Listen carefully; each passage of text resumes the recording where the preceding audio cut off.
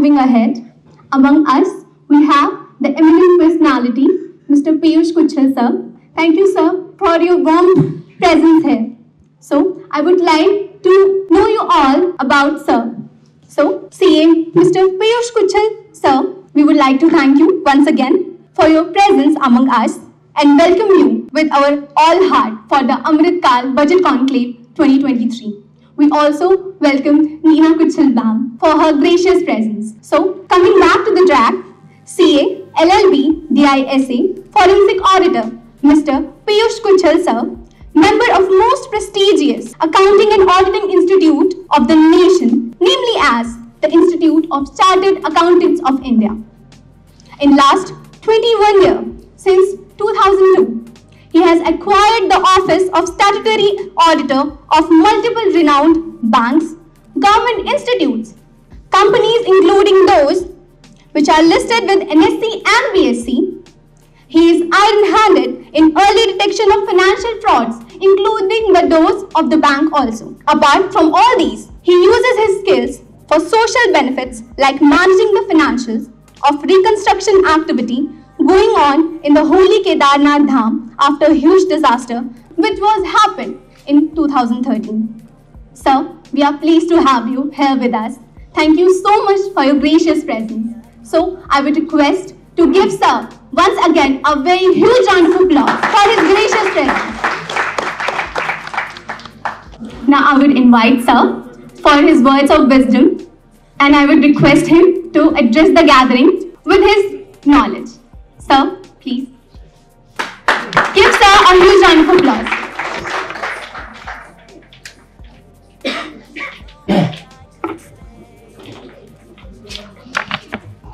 A very good afternoon. Respected Shri Ajay Goyal sir, Chairman Quantum University. Respected Professor Pushpender sir, in charge QSB, all respected HODs and coordinates and dear students. तो मेरे staff ने मुझे बताया कि sir एक बहुत ज़रूरी test है, वैलेंटाइन टेस्ट, शायद बच्चे उसकी तैयारी कर रहे होंगे, तो इसीलिए शायद हमें थोड़ा लेट जाना चाहिए क्योंकि बच्चे बहुत ज़रूरी एग्जाम के लिए तैयारी कर रहे हैं। तो जो लोग कल पास हुए हैं उनको बहुत शुभकामनाएं, और जो लोग किसी वजह से कुछ असफल हो गए हैं उनको अगले साल के लिए जो है तैयारी के लिए अभी से बधाई। आप लोग हिम्मत मत हारिएगा क्योंकि ये कोई कुंभ नहीं है कि 12 साल में आएगा। Thank you. Coming to the topic budget, budget 2023। यहाँ पर मैं बजट पर आने से पहले एक कहानी आप लोगों के साथ में थोड़ा सा शेयर करना चाहूंगा ताकि कुछ चीजें आसानी से हम लोग समझने में थोड़ा सा हमें सरलता हो सके। एक गांव है और गांव में 2 किसान रहते हैं। दोनों के पास एक ही साइज के अलग अलग खेत हैं। तो ये दोनों किसान as far as concern of wealth बराबर अमीर हुए, हाँ या ना?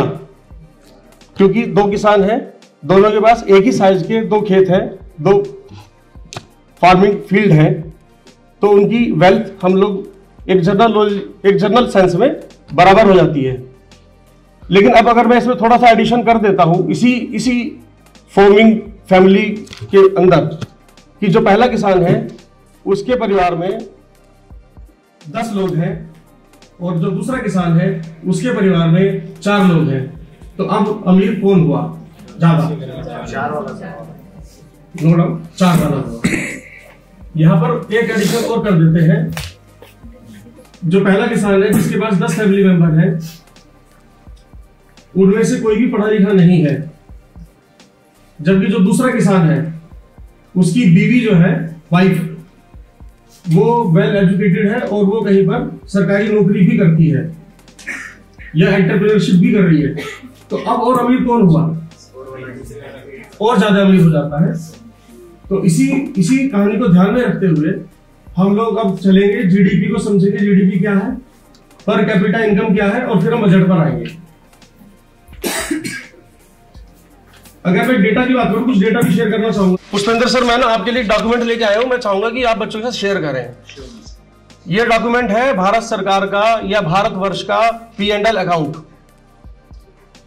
जब हम इसको ध्यान से देखते हैं, बहुत सिंपल 7-8 पन्नों का है ये, तो इसमें यह दिखाई पड़ता है कि आने वाले एक साल में लगभग 48 लाख करोड़ रुपया हमें रेवेन्यू जनरेशन होने वाला है, जो एक्सपेक्टेड है, ±5%।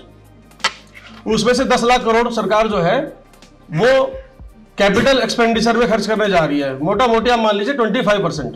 और ये पिछले साल की अपेक्षा में देखा जाए तो 33% का हाइक है, 33% का हाइक है सर।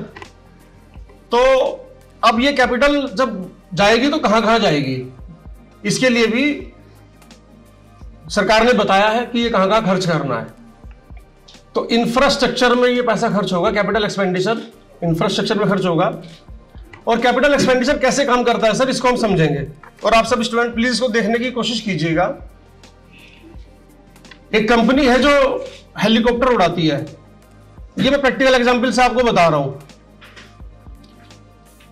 केदारनाथ धाम में, क्योंकि हम लोगों ने काफी काम किया, कर भी रहे हैं, तो वहां पर हेलीकॉप्टर कंपनी है जो हेलीकॉप्टर लेके जा रही है और हेलीपैड पे केदारनाथ में जाके वो यात्रियों को उतार रही है। तो एक हेलीकॉप्टर कंपनी का जब हमने सर्वे किया तो पाया कि वो हेलीपैड का रेंट वो लोग चुका रहे थे लगभग 2 लाख रुपए महीना, लगभग साल का 24 लाख रुपए वो लोग हेलीपैड का रेंट जो है वो पे कर रहे थे। तो उसको और थोड़ा बारीकी से देखा गया तो पाया गया कि वहां पर 10-15 लाख रुपए बीघा या नाली का कुछ रेट है वहां पर, उसके हिसाब से 50 लाख रुपए में वो हेलीपैड बन जाता है, जिसका 24 लाख रुपया रेंट दिया जा रहा था। तो हमने उन्हें एडवाइस किया अपने क्लाइंट को कि आप इसको थोड़ा कोशिश करके और हेलीपैड को बनाने की कोशिश करें। वो जब तक बना तैयार हुआ तो वो लगभग 70 लाख रुपए का, उसमें 70 लाख रुपए का इन्वेस्टमेंट हुआ। ये कैपिटल एक्सपेंडिचर था, लेकिन वो 24 लाख रुपया बचना शुरू हुआ। और अगर जो कंपनीज थी हेलीकॉप्टर कंपनीज, उनसे रेवेन्यू जनरेशन उल्टा शुरू हो गया। तो विद इन 1.5 ईयर या कह लीजिए 2 सीजन में वो पैसा जो है वो रिकवरी हुआ और वो आज तक वो रेवेन्यू जनरेशन का एक सोर्स, एक मेजर सोर्स बन के खड़ा हुआ। साथ साथ जो हमारा रेवेन्यू एक्सपेंडिचर था वो हमारा कम हुआ या खत्म हुआ। तो इसने कंपनी की ग्रोथ में एक बहुत मल्टीप्लाई करने का इस एक छोटे से फैक्टर ने काम किया है। उसी एक सोच को लेके सरकार ये चाह रही है कि हम अपना कैपिटल एक्सपेंडिचर उस तरह से बढ़ाएं जिससे कि जो हमारी जो फंडिंग है इसको एक सीड कैपिटल की तरह से वो लोग यूज करना चाह रहे हैं। अब मेट्रो का एग्जांपल लेते हैं, बड़े लेवल पर लेते हैं। अगर आपके देहरादून से अभी हरिद्वार की मेट्रो की बात चल रही है तो सरकार उसमें कोई पूरा पैसा अपना इन्वेस्ट नहीं करेगी उस इंफ्रा में। सरकार उसमें केवल अपनी सीड मनी डालेगी और वो पब्लिक प्राइवेट पार्टनरशिप में उस पैसे को लेके आएगी किसी भी प्राइवेट प्लेयर से। तो यानी कि जो 10 लाख करोड़ खर्च करने जा रही है सरकार, वो मार्केट में आते आते 1 लाख करोड़ की कैपिटल में कम से कम कन्वर्ट हो जाएगा। और उससे देश में जो इंफ्रास्ट्रक्चर डेवलप होगा, इंफ्रास्ट्रक्चर में भी 60% जो पैसा कैपिटल एक्सपेंडिचर का होना है सर, वो 60% पैसा केवल और केवल ट्रांसपोर्टेशन में खर्च होना है। ये सरकार का विजन है। उसमें आपका रोड ट्रांसपोर्ट हो गया, आपका एयर ट्रांसपोर्ट हो गया और आपका शिपिंग या कोस्टल ट्रांसपोर्ट आपका हो गया पूरा का पूरा। तो इससे क्या होगा, और एजुकेशन भी उसी का पार्ट है। जो कैपिटल एक्सपेंडिचर की हम बात कर रहे हैं, इसमें एजुकेशन को भी इन्होंने पैसा दिया है। तो इससे होने क्या जा रहा है सर कि इससे देश में एक रोजगार जनरेशन या एम्प्लॉयमेंट जनरेशन, क्योंकि जब कैपिटल एक्सपेंडिचर होता है, अब सर ने जो है क्वांटम यूनिवर्सिटी को एक विचार आया दिमाग में और इसमें कैपिटल एक्सपेंडिचर हुआ। आज यहाँ पर 5,000-6,000 बच्चे पढ़ रहे हैं और साथ साथ बहुत सारे जो एम्प्लॉयमेंट के जो डायरेक्ट और इनडायरेक्ट जो सोर्सेज है वो भी डेवलप हुए हैं। तो जब सरकार इस काम को करती है तो उसमें ह्यूज जो है वो एक एनवायरमेंट चेंज जो है वो देखने को मिलेगा। तो ये अगले 20 साल के लिए तैयारी है सरकार की कि हम इस देश को उस 10 मेंबर वाली फैमिली से 2 मेंबर वाली फैमिली तक कैसे लेके जा सकते हैं। तो यहां पर मैं कुछ आंकड़ों के साथ में और बात करूंगा।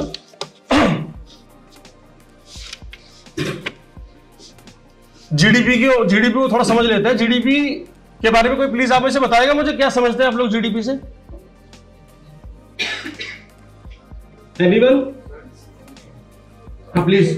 Sir, GDP basically refers to gross domestic product, and it is basically the value of goods and services that is basically sold or buy in a particular year. मतलब अगर इस साल अगर हम देखें तो अगर इंडिया का GDP अगर कुछ परसेंटेज में कैलकुलेट कर रहे हैं तो कितना गुड्स और सर्विस जो गवर्नमेंट उसको बेच रही है उसको value of goods and services हम GDP मानते हैं। बिल्कुल ठीक कहा आपने। Please give a big hand for him. किसी भी देश में एक साल में जो भी प्रोडक्ट बने या जो भी सर्विस प्रोड्यूस हुई उनकी टोटल वैल्यू को हम लोग जीडीपी कहते हैं। और जब हम इसको डिवाइड कर देते हैं अपने नंबर ऑफ सिटीजन से तो ये पर कैपिटा जीडीपी निकल के आ जाती है। तो हमारी जो जनरेशन है, जो हमारे नागरिक है या जो रेजिडेंट है इंडिया में, जो हम इंडियंस हैं, वो हम दुनिया में दूसरे नंबर के हम लोग जो जनसंख्या को कैटर कर रहे हैं। तो हमारा जो 5वें नंबर का जो अर्थव्यवस्था का होना है वो जब हम इंडिविजुअल एक हेड में डालते हैं तो उस समय पे वो हम लोगों को गरीबी की श्रेणी में खड़ा कर देता है। और ये बजट उसी की बात कर रहे हैं। बीइंग ए स्टूडेंट, आप लोगों के लिए इसमें क्या अपॉर्चुनिटी है और आप लोगों को इस बजट को अपने लिए कैसे इसको यूज करते हुए आगे बढ़ना चाहिए और आप लोगों को क्या चैलेंजेस आने वाले हैं। सरकार ने अपने बजट में जो एलोकेशन किया है तो आप थोड़ा ध्यान से सुनिएगा कि पैसा कहां कहां जा रहा है। एक तो जैसा मैंने आपको बताया कि ये ट्रांसपोर्टेशन में 60% पैसा जा रहा है, लेकिन जो बाकी का 40% है वो कहां कहां जाएगा। तो सर वो जो जाएगा वो ग्रीन एनर्जी में पैसा जाएगा, वो पैसा जाएगा आर्टिफिशियल इंटेलिजेंस में, वो पैसा जाएगा रोबोटिक में, और वो पैसा जाएगा आपका इलेक्ट्रिक व्हीकल में। तो ये नए चैलेंजेस हैं जहां पे पैसा जा रहा है, तो वहीं पर रोजगार भी जनरेशन होगा। सर एक मेरा छोटा सा क्वेश्चन है, इस बजट में ये चीजें दिखाई दे रही हैं और वो कौन सा पॉइंट है जहां हमें लग रहा है कि हाँ है? नहीं, आप थोड़ा सा क्वेश्चन का एलोबरेट कीजिए सर। सर मेरा ये है, जैसे अभी हमने कहा कि भाई फोकस है, अटेंशन है और सेल्फ अवेयरनेस है, तो जो हमारी competent for example Nirmala Sitharaman ji हैं, प्राइम मिनिस्टर साहब हैं, तो क्या हम बजट में वो चीज वाकई देख पा रहे हैं? सर बिल्कुल देख पा रहे हैं सर। कौन कौन से एरिया जहां लगता है हमें सर देखिए क्या है होनी चाहिए? हाँ, देखिए क्या है इस देश। अब मैं थोड़ा सा और बजट में आता हूं वापस। सर एमएसएमई की कॉन्क्लेव आज मानव जी ने बताया कि आप लोग जल्दी यहाँ पे कोई बीआईए के माध्यम से होने वाली है एमएसएमई की। एमएसएमई सर एक ऐसा सेक्टर है जिसमें लगभग सर 6.5 करोड़ लोग जो है एनरोल है आज की डेट में इंडिया में। ठीक है सर। और एमएसएमई सेक्टर से डायरेक्ट जो एम्प्लॉयमेंट है सर वो लगभग 11 से 12 करोड़ लोगों को डायरेक्ट एम्प्लॉयमेंट है सर, और उतना ही लगभग इनडायरेक्ट एम्प्लॉयमेंट है सर। तो यानी हमारे देश में जनसंख्या हुई सर 1,40,45 लाख करोड़, सॉरी 140-45 करोड़। और उसमें से डायरेक्टली जो सेक्टर 25 से 30 करोड़ लोगों को हिट कर रहा है उसके लिए मोदी जी ने इतनी व्यवस्था कर दी है कि उनका पैसा लेके कोई भाग नहीं पाएगा सर। इस बजट में उन्होंने क्या व्यवस्था कर दी कि अगर एमएसएमई सॉरी मतलब मीडियम का नहीं है, स्मॉल और माइक्रो का कह लीजिए, स्मॉल और माइक्रो तो आप आधा मान लीजिए इसमें से, मीडियम तो फिर भी कम होंगे, मतलब 30 करोड़ में से आप मान लीजिए 18 करोड़ लोगों को ये हिट कर रहा है सेक्टर। एमएसएमई टोटल करके 30 करोड़ को कर देता है। उन्होंने व्यवस्था किया कि आजकल क्या होता है, मानो एक्नॉलेज करेंगे इस चीज को कि ये अपना माल दे देते हैं और पैसा देने में फिर जो उनका बायर है वो आनाकानी करता है। 3 महीने का टर्म है, वो 6 महीने में देता है, 7 महीने में देता है, 8 महीने में देता है। तो उससे क्या होता है एमएसएमई वाले को कि उसका पैसा तो फंस गया, तो पेमेंट साइकिल डिले हुई तो उसकी जो सप्लायर है उनको पैसा नहीं दे पाता है, उसको महंगा माल मिलता है, और कहीं ना कहीं वो उसकी स्थिति फाइनेंशियली बहुत एक क्रंच में रहती है, और जिसकी वजह से वो टाइम पे सैलरी नहीं दे पाता है, अपनी टाइम पे वो अपने खर्चे नहीं उठा पाता है, और उसकी क्वालिटी ऑफ लाइफ ना केवल उसकी जिंदगी नरक बन जाती है बल्कि उसकी जो पूरी टीम है वो लोग भी बहुत परेशान रहते हैं, और ये सब लोग इसमें इस जाले फंसे हुए हैं। तो मोदी जी ने क्या किया कि अगर एमएसएमई का पैसा टाइम से नहीं दिया तो वो एक्चुअल पेमेंट भी खर्चे में अलाउड होगा। एग्जाम्पल, क्योंकि इसको समझते हैं, ये तो टेक्निकल बात हो गई, अब हम इसको रॉ लैंग्वेज में समझते हैं। मान लो मुझे दवाई बेची, मैं होलसेलर हूं, मैं आगे डिस्ट्रीब्यूशन करता हूं और आगे बेचता हूं, या मैं मार्केटिंग वाला बनता हूं। मैंने मानो के पैसे नहीं दिए और सेल कर दिया अपना माल आगे, 20 करोड़ का माल मैंने मानो से खरीदा, 25 करोड़ का मैंने आगे बेच दिया। ठीक है सर, तो मेरी सेल तो बुक होगी 25 करोड़ रुपए, लेकिन मेरे को 20 करोड़ की परचेज का खर्चा तब मिलेगा जब मैं मानव के पैसे दे दूंगा। तो या तो मैं टैक्स दूंगा 25 करोड़ में पूरा, या फिर मानव के पैसे दूंगा। समझ रहे sir? Section 43B, section 43B ये अमेंड किया। ये सरकार कह रही थी अभी तक कि भैया गवर्नमेंट का रेवेन्यू दोगे तो आपको खर्चा मिलेगा, पीएफ जमा करोगे टाइम से तो खर्चा आप डालोगे, ईएसआई डालोगे। शायद बच्चे शायद लिंक कर रहे हैं मेरी बात, थोड़ा और आसान करूं, जल्दी तो नहीं जा रहा हूं मैं। एक सेक्शन है 43B इनकम टैक्स एक्ट 1961 में, वो ये कहता है कि कुछ खर्चे होंगे जो एक्चुअल पेमेंट में आपको अलाउ होंगे। इनकम टैक्स क्या है सर? जो आपका रेवेन्यू है, जो आपकी इनकम है माइनस जो खर्चा है, तो जो इनकम बची उस पर टैक्स देना है, यही है सर इनकम टैक्स मोटा मोटी। तो जो खर्चा है वो अलाउड कब होगा, मिलेगा कब, आपको खर्चा बुक कब करना है? तो उसमें कुछ खर्चों को, सरकारी खर्चे थे वो, कि आपने बैंक का इंटरेस्ट दिया टाइम से तो भैया आप खर्चा ले लो, आपने टैक्स दे दिया सरकार का, जीएसटी दे दिया तो खर्चा ले लो, या आपने पीएफ ईएसआई जमा कर दिया तो खर्चा मिल जाएगा। अब उन्होंने कहा नहीं, केवल सरकार को नहीं, व्यापारी को भी अगर पैसा टाइम से दोगे, एमएसएमई वाले को, तो जो आपका क्वेश्चन है सर अवेयरनेस, उनको पता है कि ये सेक्टर जो है वो रीढ़ है इकोनॉमी की। अब मोटी बात करेंगे इस पे, एसी सस्ता हो गया साहब, या जूता महंगा हो गया साहब, या सिगरेट महंगी हो गई साहब, ये जनरल बात है। बच्चे कहीं से भी गूगल करके रेट वगैरह देख सकते हैं। और ये GST council during the year पूरा रेट जीएसटी घटाती बढ़ाती रहती है अपनी मीटिंग में, इसका बजट में बहुत इंपैक्ट नहीं आता है। अच्छा, एक इंपॉर्टेंट बात हो रही है बजट से रिलेटेड, एक बात जो मुझे याद आई, आपने इस बार के बजट को अगर ध्यान से देखेंगे स्टूडेंट्स, तो आप ये पाएंगे कि रक्षा बजट के बारे में ना बहुत बात नहीं हुई। अगर पूरा स्पीच सुने तो डिफेंस बजट के बारे में बहुत सरकार ने बात नहीं की, जबकि चाइना से थ्रेट दिन प्रतिदिन बढ़ रहा है, जबकि पाकिस्तान से थ्रेट कहीं ना कहीं हम लोगों को अभी भी है, और नए नए चैलेंजेस अमर्ज हो रहे हैं सोसाइटी में, और वारफेयर के तरीके भी बदलते जा रहे हैं। तो मैंने इसको थोड़ा देखा भी नहीं, रक्षा बजट तो बढ़ना चाहिए था, एजुकेशन बजट बढ़ना चाहिए था, नहीं बढ़ रहा है, और आपका ये हेल्थ सेक्टर का बजट भी बढ़ना चाहिए था, उसको भी बहुत ज्यादा एक्नॉलेज नहीं किया। तो अभी सर ने जैसे क्वेश्चन पूछा कि साहब ये तो घट रहा है, तो आप इसको कैसे देखते हैं, तो सर थोड़ा सा मैं कोशिश करता हूं जवाब देने की। तो रक्षा बजट में बात नहीं कर रही है सरकार, क्यों नहीं कर रही है? अब ये तो फिर कहीं ना कहीं गलती कर रहे हैं इस तरह से तो। लेकिन सर है क्या, कहानी क्या है? सर इंफ्रा में ना रक्षा बजट भी इन्वॉल्व हो गया है कहीं ना कहीं इनडायरेक्टली। जो आर्म्स एंड एम्यूनिशन हम लोग इंपोर्ट किया करते थे, हम लोग करते थे इंपोर्ट, है ना सर, और लोहे को हम खरीदते थे चांदी के भाव, हथियार तो महंगा जाता है ना सर, सोने के भाव। अब वो मोदी जी कह रहे हैं कि भाई यही बना लो, इंफ्रा डेवलप कर लो अपना। तो अगेन फिर से वो जो है रक्षा बजट में, क्योंकि अभी जो एयर शो अभी परसों हुआ है बेंगलोर, एरो शो जो हुआ है, मैंने भी एक बार उसको विजिट किया था, तो उसमें आप देखिए कि जो ट्रेनर फाइटर प्लेन है वो एक्सपोर्ट करने की बात चल रही है। अभी तक तो हम खरीद रहे थे ना सर, ये 5-7 साल का पूरा डेवलपमेंट है। तो मोदी जी का जो विजन है या इस सरकार का जो विजन है, वो ये विजन है कि हम कैपिटल पे खर्चा करके अपना इंफ्रा बना ले किसी तरह से, और बजाय इंपोर्ट के जो फिस्कल डेफिसिट है पूरा का पूरा, या जो एक्सपोर्ट डेफिसिट है, एक्सपोर्ट इंपोर्ट डेफिसिट, उसको हम कहीं ना कहीं कंपनसेट कर ले, सरप्लस में कहीं आ जाए। अभी बहुत दूर है सर, बहुत मतलब लंबी यात्रा है ना सर, डेफिसिट संभालने वही बहुत है। तो समस्या क्या हो रही है कि अब सबको असल में ये सब चीजें, क्योंकि वो हर आदमी वित्त मंत्री तो बता नहीं सकता खड़े हो गया सब चीजें, तो ये हमारी सब ये सोशली रिस्पॉन्सिबिलिटी है कि हम इसको कैसे इसको समझें इस चीज को, और कैसे इस चीज को आगे हम लेके जाए।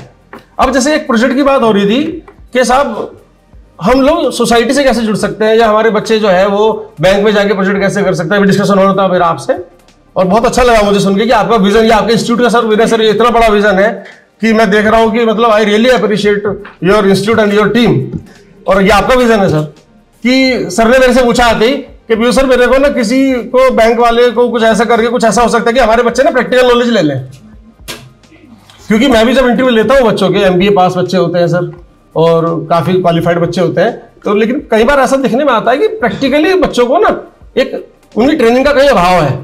थ्योरेटिकल तो बहुत मजबूत है, लेकिन जब हम उनसे कहते हैं कि साहब ये प्रैक्टिकल कैसे होगा ये काम, तो उनको कहीं ना कहीं प्रॉब्लम है। तो गांव जैसे आसपास का ये रूरल एरिया है पूरा का पूरा, मैम से बात हो रही थी, मौसमी मैम से, तो बड़ा अच्छा लगा, और डिस्कशन हुआ है कि चीजें निकल के आई कि हम माइक्रो स्मॉल जो माइक्रो फाइनेंसिंग है गाँव में, प्रधान के लेवल पे जाके अगर बात करेंगे केसीसी को लेकर जैसे मैंने सजेशन दिया छोटा सा कि केसीसी को पूरा वर्कआउट करके एक प्रोजेक्ट बनाया जा सकता है कि केसीसी काम कैसे करता है, किसान credit card, how it works, कैसे सैंक्शन होता है, कौन लोग इसके लिए एलिजिबिलिटी क्राइटेरिया में फॉल करते हैं, कैसे इसको 365 दिन में एक बार जमा करके हम 4% की सबवेंशन जो इस बजट में प्रावधान होता है, सब बजट में होता है, 4% का इंटरेस्ट सबवेंशन होता है सर केसीसी के ऊपर, मैंने आपको बताया था। तो बच्चों को अगर इस तरह से प्रैक्टिकली आपका इंस्टीट्यूट देने की कोशिश कर रहा है तो रियली मैं बहुत एनलाइटेंड हूं इस बात को सुनकर समझ के, क्योंकि ये एक एजुकेशन में कहीं ना कहीं एक हमारे इंडियन सिस्टम में ये लैक कर रहा है कहीं पे कि हम प्रैक्टिकली बच्चों को उस तरह से नहीं दे पा रहे हो, ये हमारी जिम्मेदारी है सर। तो सर इन्हीं शब्दों के साथ अगर किसी का कोई क्वेश्चन हो। जी सर। कई सेक्टर्स को इकट्ठा कर लें इस क्वेश्चन में।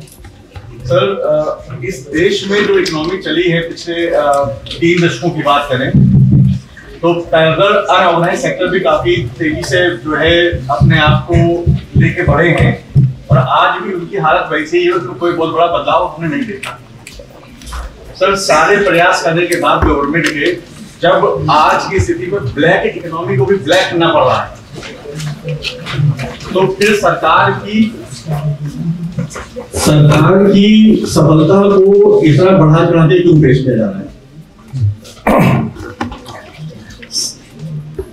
सर देखिए ऐसा है,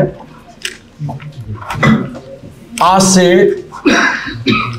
वैसे तो मैं थोड़ा सा यहाँ डिस्क्लेमर ही दे दूं कि मैं कोई सरकार को मतलब यहाँ प्रेस करने के लिए शायद नहीं हूं, मतलब मैं नहीं कर रहा हूं, ऐसा आपको अगर फील हो रहा है तो वो नहीं होना चाहिए, लेकिन फिर भी मैं आपकी बात का जवाब दूंगा।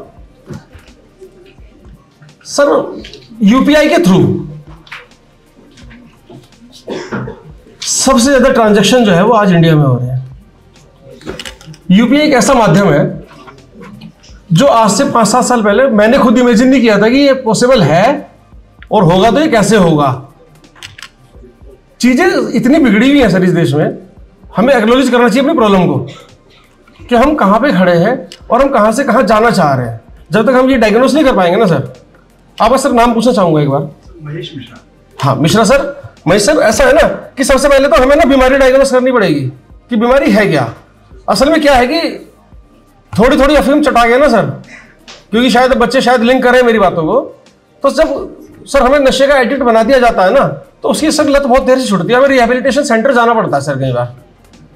अब क्योंकि अल्टीमेटली तो जाके ना वोट पॉलिटिक्स है सर, आप अगर रूलिंग में रहोगे तो कुछ आप करोगे, आप रूलिंग में नहीं रहोगे तो आप कुछ कर नहीं पाओगे, अपने विजन को इंप्लीमेंट कर नहीं पाओगे, है ना सर। तो आपको अगर कुछ इंप्लीमेंट करना है सोसाइटी में तो कहीं ना कहीं आपको वोट पॉलिटिक्स को ध्यान रखना पड़ेगा। अगर आप वोट नहीं मिलेंगे आपको तो आप अगले बार आओगे नहीं, आपकी जो आपकी पॉलिसी है सारी धरी रह जाएंगी।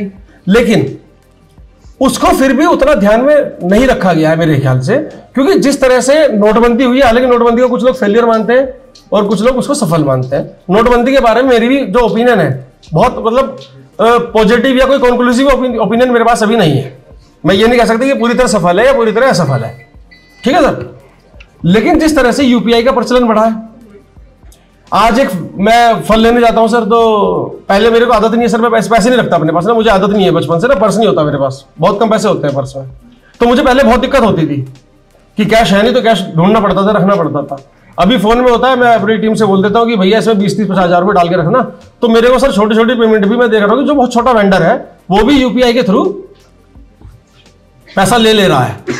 तो जो अनऑर्गेनाइज सेक्टर है सर वो वही सेक्टर है जो रेडी वाला है, जो छोटा बनिया दुकानदार हमारे जो है कॉलोनी में बैठा हुआ है, या जो एक बार्बर शॉप है, वो सब अनऑर्गेनाइज सेक्टर है सर सारा का सारा, और ये बहुत बड़ा सेक्टर है।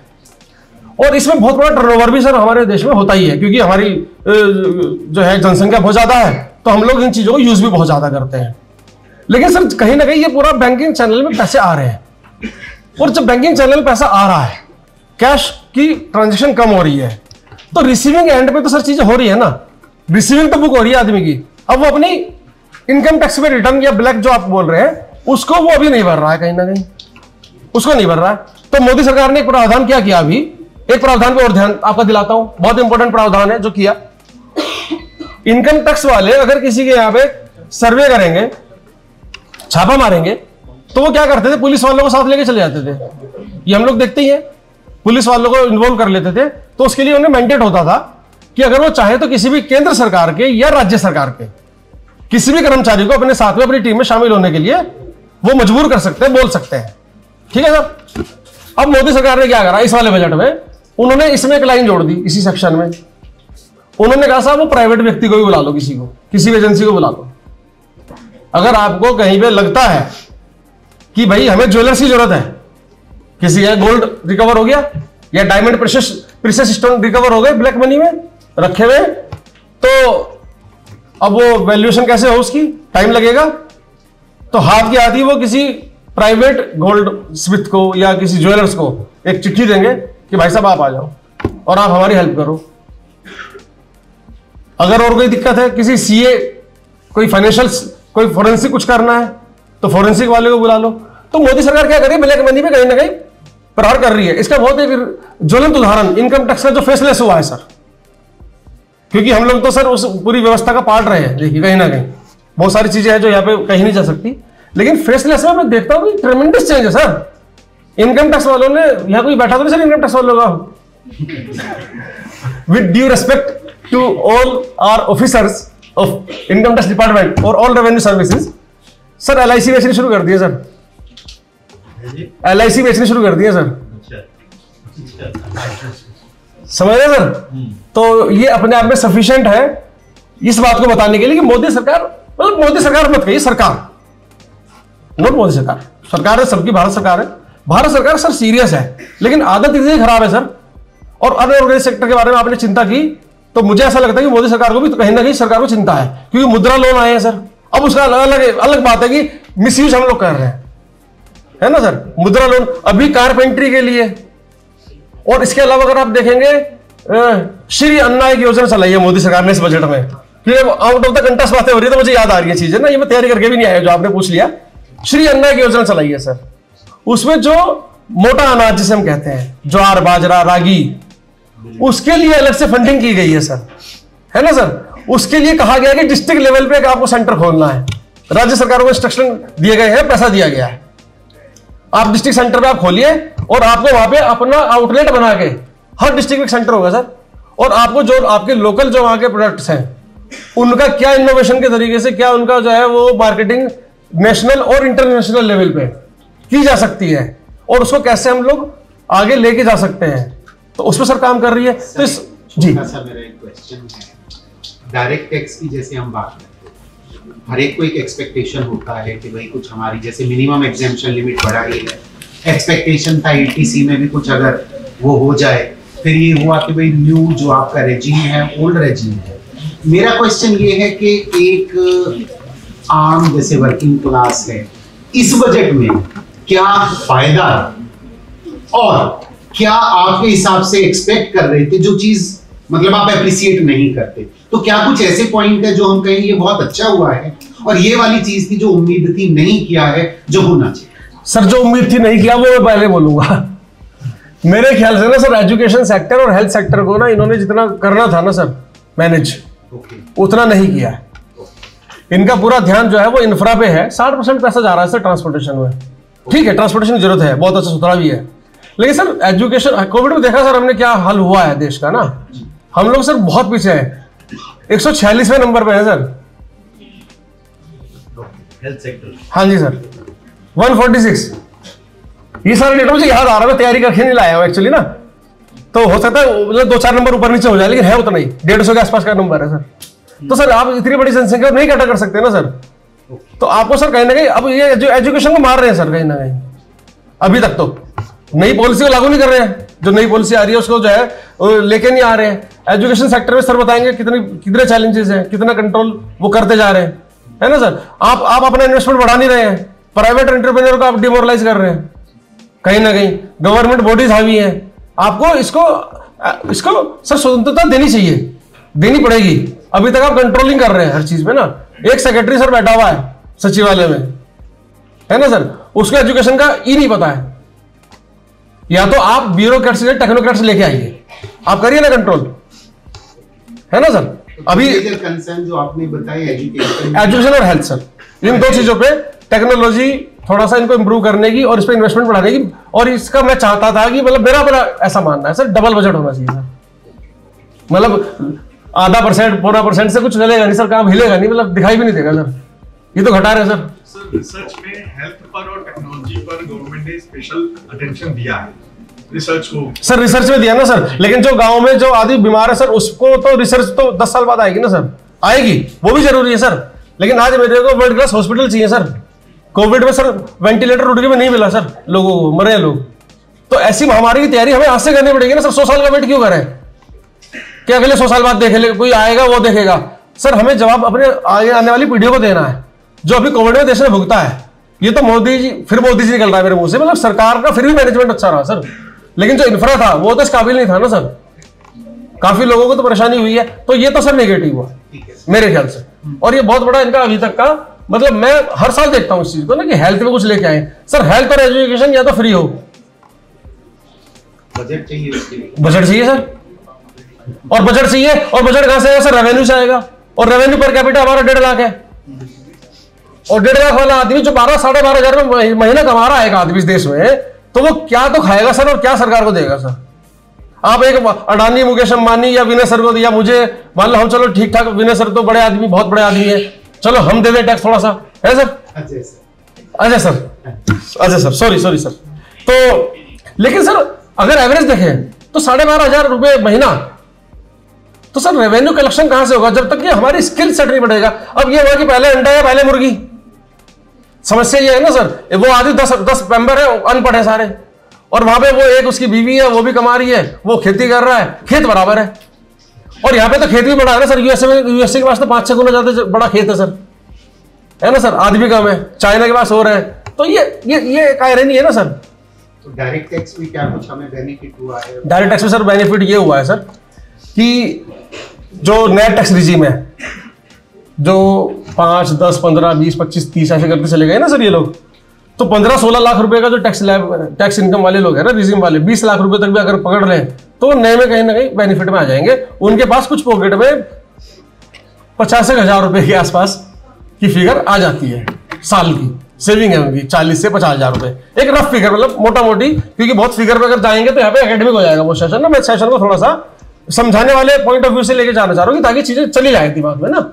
तो सर एक तरफ तो 50,000 तो वो आ गए, 40,000 मान ले, 40 से 50,000 रुपए। दूसरा जो बाजार में पैसा आएगा ना सर, ये जो पैसा कैपिटल इन्वेस्टमेंट बता रही है सरकार कि 10 लाख करोड़ करेगी, ये पैसा अल्टीमेटली तो सर सरिये वाले के पास जाएगा, सीमेंट वाले के पास जाएगा, है ना सर, टेक्नोलॉजी वाले के पास जाएगा, और वो अपने स्टाफ को देगा पैसा, कहीं ना कहीं रॉ मटेरियल वाले को देगा। अल्टीमेटली तो घूम के मार्केट में आना है। तो परचेसिंग पावर जो है, अब आप देख रहे होंगे एक चेंज आप देख रहे होंगे सर, इधर तो बजट आया, इधर रिवर्स रेपो रेट बढ़ा दी सरकार ने, रेपो रेट बढ़ा दी, ब्याज बढ़ा दिया। Have you acknowledged this point? क्यों करा है? क्योंकि सर परचेसिंग पावर इस साल बढ़ेगी लोगों की मार्च के बाद में, तो बढ़ेगी तो इन्फ्लेशन बढ़ेगी। इन्फ्लेशन को रोकने के लिए अब इसका क्या लिंकिंग है शायद ये आप लोग समझते होंगे। अगर एक चीज के खरीदार ज्यादा होंगे, सप्लाई कम होगी, तो जाहिर सी बात है उसके प्राइस बढ़ने शुरू हो जाते हैं। ये इन्फ्लेशन का सीधा कॉन्सेप्ट है। तो जब पैसा हाथ में होगा लोगों के 50,000 रुपए, सर कहने की बात है सर, काफी अमाउंट है सर, है ना सर? तो सरकार सर कहीं कोशिश तो कर रही है, लेकिन कहीं ना कहीं फिर वो वोट पॉलिटिक्स है सर, तो बहुत लोगों को नाराज कर किया नहीं। अब जैसे किसानी की एक बात आती है, अभी ले रहा हूं आपका क्वेश्चन, एक खेती की बात आती है सर, खेती के ऊपर टैक्स होना चाहिए, कुछ लोग बोलते हैं, कुछ लोग बोलते हैं नहीं होना चाहिए, बोलते हैं सर। तो बड़े किसान को, जो कहीं ना कहीं बड़ा किसान है, छोटे किसान को तो खैर बेचारे को पैसा ही नहीं बचता है, क्योंकि आजकल मैं भी खेती कर रहा हूं सर, छोटी सी ना, तो मुझे समझ में आ गया कि खेती में पैसा बचता नहीं है। तो लेकिन जो बड़ा किसान है, जो थोड़ा टेक्नोलॉजी के साथ जा रहा है, तो उसको अगर 2-4-5% टैक्स लगा दिया जाए, मतलब एक क्या कहते हैं सिंबॉलिक टैक्स लगा दिया जाए, तो उससे लेकिन वोट का पॉलिटिक्स बदल जाता है ना सर? तो ये एक चीज है कि जी प्लीज, जो आपका बात सही है, जो इनडायरेक्ट टैक्स है वो देश में हर आदमी दे रहा है, जो इनडायरेक्ट टैक्स है, लेकिन उसमें कहीं ना कहीं उसमें क्योंकि वैल्यू एडिशन टैक्स है, तो आप जो दे रहे हैं वो अगले वाला एडजस्ट कर ले रहा है, जो आपका वेंडर है, फिर वो जो दे रहा है उसके अगले वाला, तो सरकार के पास वो नेट इफेक्ट जो है ना, वो केवल वैल्यू एडिशन में पहुंचता है। सर मेरा क्वेश्चन है जी सर, जैसा आपने बोला कि इस वजह से इंफ्रास्ट्रक्चर को आगे बढ़ाया गया, इन पहले से जो गवर्नमेंट के पास थी सर, उसे गवर्नमेंट ने भेज दिया प्राइवेट कंपनी के पास, अब मोस्टली भेजा है सर अडानी ग्रुप के पास। वो अडानी ग्रुप सर अभी क्रैश हो गया, हिंडनबर्ग विसर में जो क्लाइम किया उसके 60 to 70% क्रैश हो गया। तो अगर गवर्नमेंट के पास पहले से ही रहती और एक क्लाइम भी होता सर, तो इतना इंडियन इकोनॉमी पे सर इम्पैक्ट नहीं पड़ता। बड़ा एक ना मतलब ये एक वो डिबेटेबल इशू है। और अडानी का आपने हिंडनबर्ग की रिपोर्ट पढ़ी अभी तक नहीं? आपका नाम क्या है? सर अशरफुल हक। अशरफ जी, और ये जो हिंडनबर्ग की रिपोर्ट आई है ना, ये पढ़ी है आपने? सर पढ़ी नहीं, मतलब मैं मोटा-मोटा देखा सर, क्या मैनिपुलेट किया हुआ है ना। हाँ, बताते हैं इसके बारे में थोड़ा बता ही देते हैं जितना मेरी जानकारी है। हालांकि मैंने हिंडनबर्ग की रिपोर्ट को मोटा-मोटी पढ़ा है, डिटेल में नहीं पढ़ा है। इसमें मैं जो भी मैं बोल रहा हूं तो वो अपने जितनी भी जानकारी है उसके हिसाब से बोल रहा हूं। हो सकता है कि 2-4% ऊपर नीचे चीजें हो जाए, लेकिन बहुत ज्यादा चीजें ऊपर नीचे होंगी नहीं। अडानी के ग्रुप में जो सर हुआ है ये अशरफुल साहब, इसमें नोशनल लॉस है। ये नोशनल लॉस किसे कहते हैं वो समझा देता हूं थोड़ा सा। ये एक्चुअल लॉस नहीं है।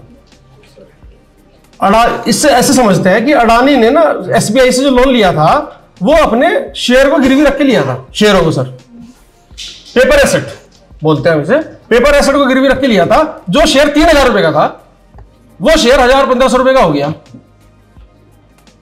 और अडानी ग्रुप वाले क्या कह रहे हैं कि भाई साहब हमारे शेयर छोड़ दो और आप अपने पैसे ले लो। यानी कि उनकी सिक्योरिटी की वैल्यू कम हुई है, मार्केट वैल्यू, लेकिन वो ग्रुप है वो मान ही नहीं रहा है। वो कह रहा जी मेरे शेयर तो कीमती है, आपके लिए होगा 1000 का, मेरे लिए तो ये अभी भी सोना है, आप मेरा शेयर मुझे वापस करो, अपना लोन ये पकड़ो। एक बात, अगर कोई भी एसेट रियली डिवैल्यू हो जाती है तो कोई भी समझदार आदमी उसको रिप्लेस नहीं करता है, नंबर 1। नंबर 2, अडानी ग्रुप के जितने भी धंधे हैं वो सारे रिकरिंग रेवेन्यू जनरेट करने वाले धंधे हैं। कोई भी धंधा ऐसा नहीं है कि कोई हिंडनबर्ग की रिपोर्ट आएगी या कुछ आएगा और वो धंधे से इनकम होनी बंद हो जाएगी। जैसे एग्जांपल पोर्ट का धंधा उसका एक है। पोर्ट पे शिप पहले भी उसी तरह से आ रहे थे, आज भी उसी स्पीड से उनका रेवेन्यू कलेक्शन हो रहा है। दूसरा धंधा इडेबल ऑयल का बहुत बड़ा प्लेयर है अडानी विल्मर के नाम से कंपनी है। इडेबल ऑयल बॉस आप पहले भी उसी उतने ही खा रहे थे घर में, मैं भी उतने घर में कंज्यूम कर रहा था, आज भी उतने कंज्यूम कर रहा हूं। रेट इडेबल ऑयल का वही था हिंडनबर्ग की रिपोर्ट से आने से पहले, आज भी वही रेट है। मार्जिन अडानी को उतना ही आ रहा था पर लीटर, आज भी उतना ही आ रहा है। क्या फर्क पड़ता है कि शेयर की वैल्यू 3000 है या 500 रुपए है? क्योंकि अडानी ग्रुप के पास 70, उसकी हिंडनबर्ग की रिपोर्ट में बहुत अच्छा पॉइंट है जो लोगों ने ध्यान से नहीं पढ़ा। हिंडनबर्ग की क्या था सर कि अडानी ग्रुप ने सेबी के नियमों का उल्लंघन करा है। क्या उल्लंघन करा है सर? 75% शेयर। यस, उसने क्या करा है कि जो प्रमोटर ओनरशिप है वो एक सर्टेन परसेंटेज से नीचे होनी चाहिए लिस्टेड कंपनी की, उसके ऊपर है। तो सर ये तो बहुत अच्छी बात है, ये तो बहुत अच्छी बात है सर। पब्लिक का पैसा लगा हुआ ही नहीं, उसका अपना पैसा लगा हुआ है, वो जाने उसका काम जाने। तो सेबी का तो डिफॉल्ट है सर, इसलिए मतलब वो हिंडनबर्ग रिसर्च तो उसका यही कहना था कि 75% आप खुद रखे हुए हैं, 25% है कंपनी के पास, तो आप चाहते हैं तो अपना कंपनी का शेयर आप बढ़ा सकते हैं उतना 25%। नहीं, यही तो उसका सर नहीं, आप समझ नहीं रहे उस चीज को ना। प्रमोटर कंट्रीब्यूशन की बात कर रहा है, कंपनी का कंट्रीब्यूशन प्रमोटर में सब आ जाते हैं, कंपनी के मालिक सब आ जाते हैं जो उसके प्रमोटर है, ठीक है, जिसने वो कंपनी बनाई। प्रमोटर कंट्रीब्यूशन अगर किसी कंपनी का ज्यादा है तो मेरी नजर में वो वैल्यूएबल कंपनी है, क्योंकि ओनर अगर अपने शेयर को अपने पास रख के बैठा हुआ है तो उसकी वर्थ है। सर मेरा क्वेश्चन है, गवर्नमेंट जो बेची है सर, हाँ, पोर्ट हो गया या ग्रीन एनर्जी हो गया, जो भी हो सर, या एयरपोर्ट हो गया, तो अगर नहीं बेचती तो इतना इम्पैक्ट पड़ता क्या सर गवर्नमेंट के इकोनॉमी, इंडियन इकोनॉमी? सर बेचना किसे कहते हैं आप? बेचना मींस जैसे एयरपोर्ट का सर या पोर्ट वगैरह सर, वो अभी प्राइवेट कंपनी को कर दिया गया है रेंट के हिसाब से। पहले जो था, क्योंकि आपने मोदी सरकार को कहा कि मोदी सरकार ने बेच दिया, तो सर जो ये दिल्ली टर्मिनल 3 है ये तो 2003 में बिक गया, 2005 में बिक गया। IVR को GMR मैं गवर्नमेंट तो नहीं बोल रहा हूं, हाँ, मतलब ऐसे सर देखिए मैंने अभी बोला ना 10 लाख करोड़ अगर सरकार खर्च कर रही है, 10 लाख करोड़ अगर सरकार खर्च कर रही है तो उसके लिए 1 लाख करोड़ वो मार्केट से लेके आएगी। तो इस देश के पास अगर इतना पैसा, सरकार का काम बिजनेस करना थोड़ा ना होता है, सरकार केवल पॉलिसी बनाने का काम करती है, पॉलिसी को चलाने का काम करती है। तो सर मुझे बहुत अच्छा लगा आप लोगों के बीच में आकर, थैंक यू वेरी मच।